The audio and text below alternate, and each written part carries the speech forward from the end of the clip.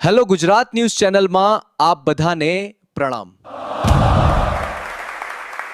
જૂનાગઢ જિલ્લાના વિસાવદર તાલુકાના રતાંગ ગામે સિંહ અવારનવાર ગામમાં આવી મારણ કરી જાય છે, જે આપ જોઈ શકો છો કે રાત્રિના સમયે અહીં સિંહ આવીને એક ગાયને ઉપાડી એમનું માલણ કરે છે।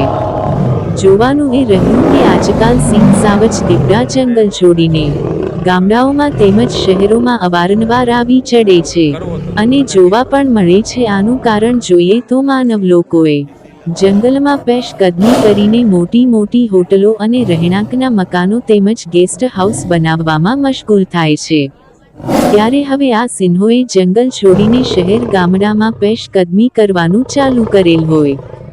આમાં કોઈ નવાઈની કે મોટી વાત નથી, કારણ કે આપણે બીજાની જગ્યામાં પેશકદમી કરીએ તો આપણી જગ્યામાં પણ કોઈ પેશકદમી કરે।